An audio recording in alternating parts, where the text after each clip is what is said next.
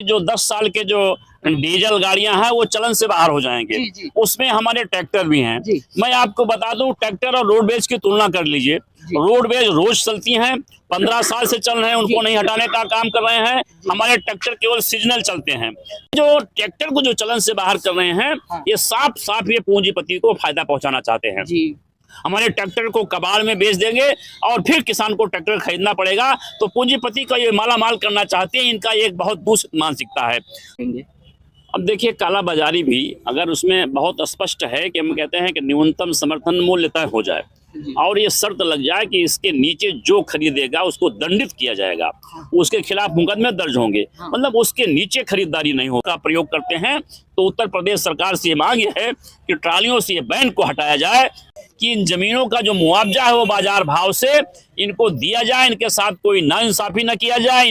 2024 तो आगे है, ये 17 सितंबर तक अगर संज्ञान नहीं लेती है तो 18 सितंबर को हम लखनऊ के इको गार्डन में बहुत बड़ी राष्ट्रीय किसान महापंचायत करेंगे। उत्तर प्रदेश की योगी सरकार को बताने का काम करेंगे कि इन समस्याओं का समाधान करने का काम करिए, वरना हम आपकी कुर्सी हिलाने का काम। सरकार अभी धान गेहूं का मूल्य घोषित तो करती है लेकिन खरीदती नहीं है। तो घोषित करने के साथ साथ उसको खरीदने का काम करे। उसके साथ साथ सब्जियों का भी ये एमएसपी जारी करे। विगत 4 वर्षों से ये सरकार ने केवल गन्ने का दाम 4 सालों में 25 रुपए बढ़ाने का काम किया है, जबकि हमारी लागत, हमारी महंगाई बहुत बढ़ गई है, किसान कर्जे में डूब रहा है। तो उत्तर प्रदेश सरकार से ये मांग है कि कम से कम गन्ना मूल्य जो है वो 500 रुपए प्रति कुंतल किया। लेकिन ये सरकार, और अभी पिछले बजट में भी ये व्यवस्था किया है कि किसानों को बिजली हम फ्री में देंगे, लेकिन अभी तक फ्री देने के बजाय ये उत्तर प्रदेश सरकार ट्यूबवेलों पर मीटर लगाने का काम कर रही है, जिससे स्पष्ट होता है कि ये कहीं न कहीं बहुत बड़ा छल कर रही है। नमस्कार सभी को, इस समय हम गांधी पार्क में मौजूद हैं। आज देखिए, भारतीय किसान यूनियन ने कई मांगों को लेकर जो है ट्रैक्टर यात्रा निकाली है।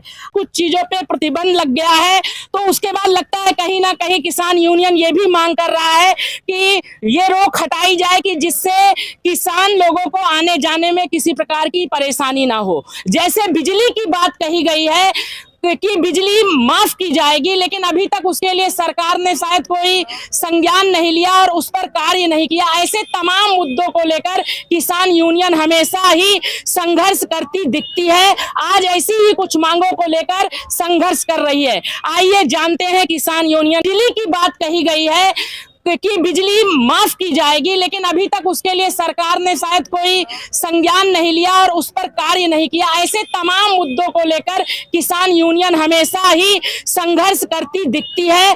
आज ऐसी ही कुछ मांगों को लेकर संघर्ष कर रही है। यदि आपकी मांगों को नहीं पूरा किया गया तो आगे क्या करेंगे, इसके बारे में सारी जानकारी हम राष्ट्रीय महासचिव से लेंगे। घनश्याम वर्मा, राष्ट्रीय सचिव, भारतीय किसान यूनियन। जी, किस मांगों को लेकर आज ये यात्रा निकाली गई थी, कहां से कहां तक निकाली गई? आज ये भारतीय किसान यूनियन की राष्ट्रीय कार्यकारिणी के निर्देशानुसार पूरे देश में ट्रैक्टर तिरंगा यात्रा निकाला जा रहा है।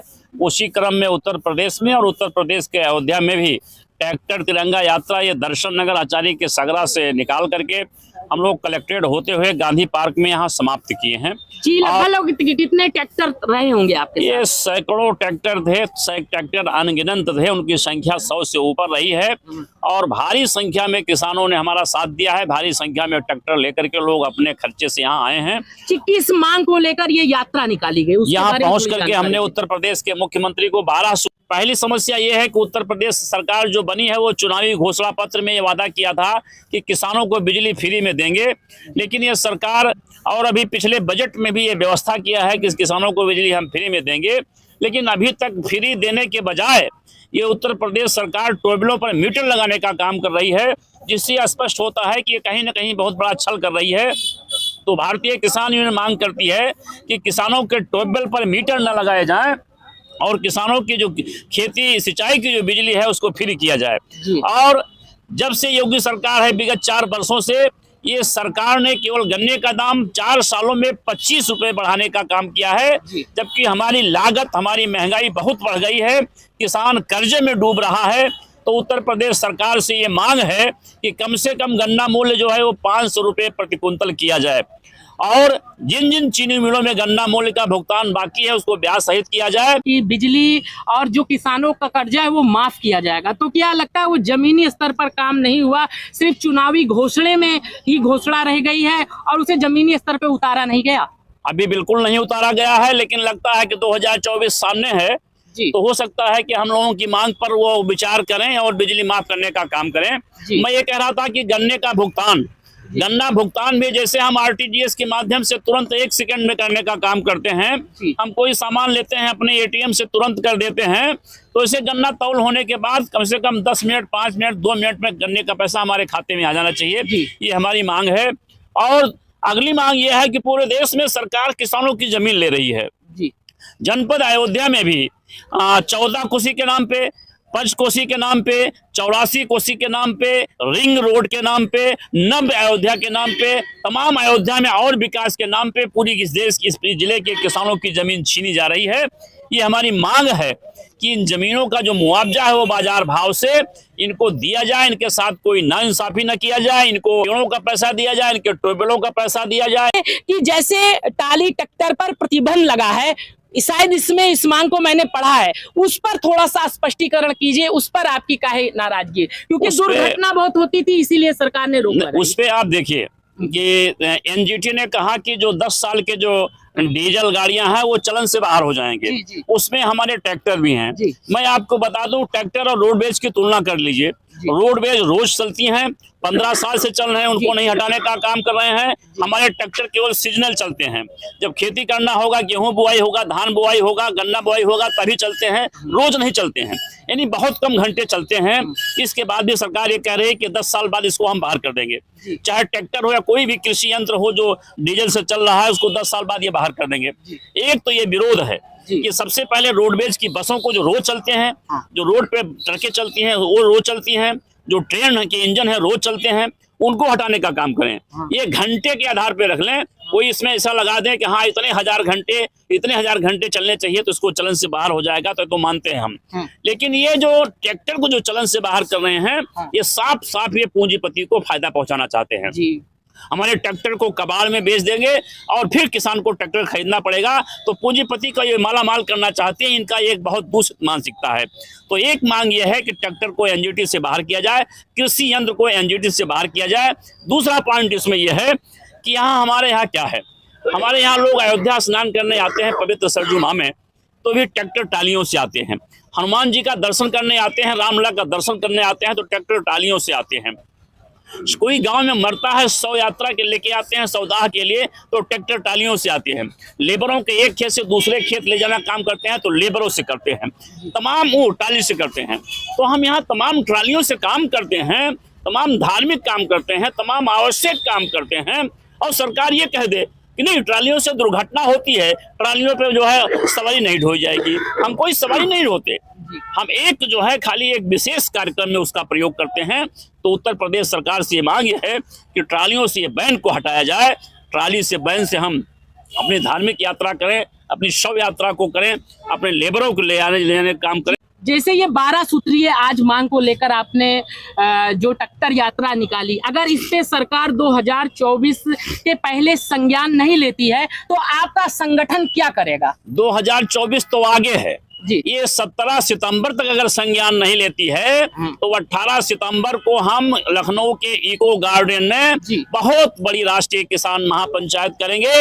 उत्तर प्रदेश की योगी सरकार को बताने का काम करेंगे कि इन समस्याओं का समाधान करने का काम करिए, वरना हम आपकी कुर्सी हिलाने का काम करेंगे जी। तो इस प्रकार से बताया किसान यूनियन के राष्ट्रीय महासचिव ने कि यदि सरकार ने हमारी मांगों पर ध्यान नहीं दिया, कुर्सी हिलाने का काम किसान यूनियन के पदाधिकारी जमीनी स्तर पर किसानों के साथ मिलकर करेंगे।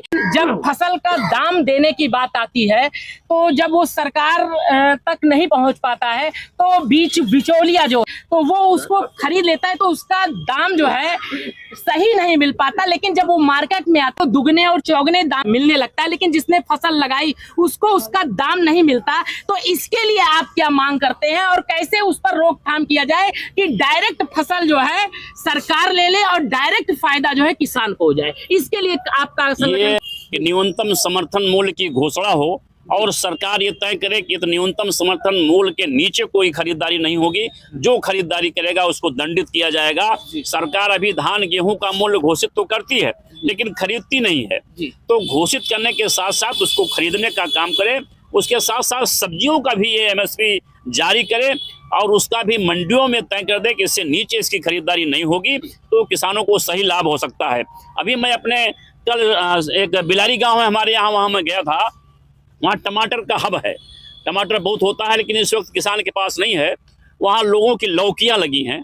मैंने देखा कि उनके खेत से लौकी जो जा रही है वो 10 रुपये किलो जा रही है, और हमको जो ठेले पे मिलता है वो 30 रुपये किलो मिल रही है। तो उसको तो मुश्किल से 10 रुपये किलो मिला, लेकिन जो हमारा दूसरा भाई यहाँ शहर में खा रहा है उसको 3 गुना बढ़ करके 30 रुपये किलो मिल रही है। तो ये जो 20 रुपये का अंतर है, इसका फायदा सीधे बीच के बिचौलिए को मिला, किसान को नहीं मिला।